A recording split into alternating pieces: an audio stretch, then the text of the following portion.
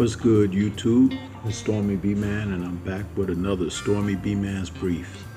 This time is the focus on bouncing back after a defeat. Recently, we saw Anthony Joshua lose his return bout against Alexander Usyk.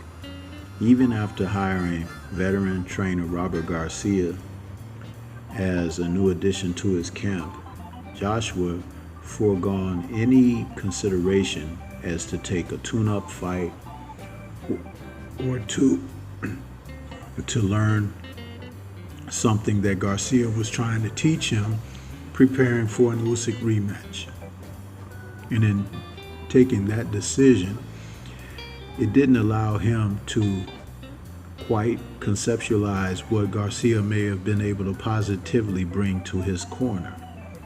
A lot of this is due to his promoter and management of Matchroom.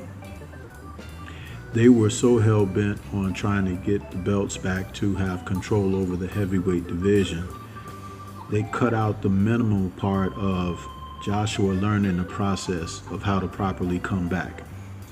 The Usyk challenge was not another case of someone being fat and out of shape and kind of like distracted as Andy Ruiz Jr. was when they were able to recapture the heavyweight title away from Ruiz. But in this instance, Usyk, a more seasoned veteran fighter and an all-round winner, it would have required Joshua to really take this into consideration and study up, even having a couple of fights in between. Tyson Fury did this when he challenged Deontay Wilder after their first fight, and then it ended up as a draw. He went ahead and took some tune-up fights to get himself acclimated to what he wanted to work on going into the second fight. These type of things professional fighters have done over the course of boxing history, and it has assisted them in being the best that they could be. We saw Lennox Lewis do it after losing his title against Oliver McCall. He went out and hired the man who trained McCall against him, and that was Emanuel Stewart. The rest is history.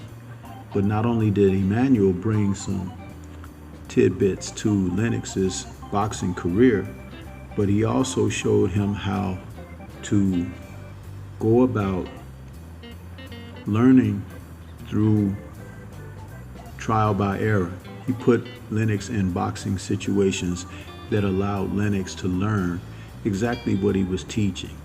And by having success in doing those things, it provided and afforded Lewis the luxury of gaining more confidence in what he was learning from the wily Stewart.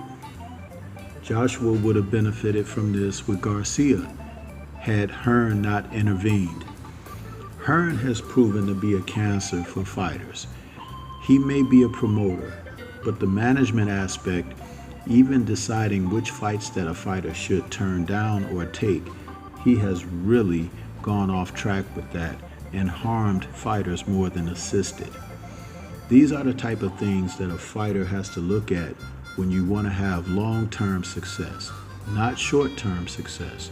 You want to be able to see the prize, understand what it takes to acquire it, and what will it require of you to maintain it.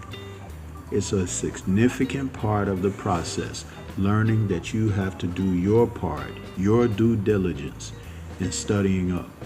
Bouncing back from defeat is not a difficult thing to do, but to come back from defeat in a proper manner is very difficult. A lot of fighters only get so far because they do not conceptualize the significance of the process. You have to take the baby steps to be able to learn how to run when you get on a solid foundation to go forward. This is what I have to say about this. You can let me know what you think about it in the details in comment section.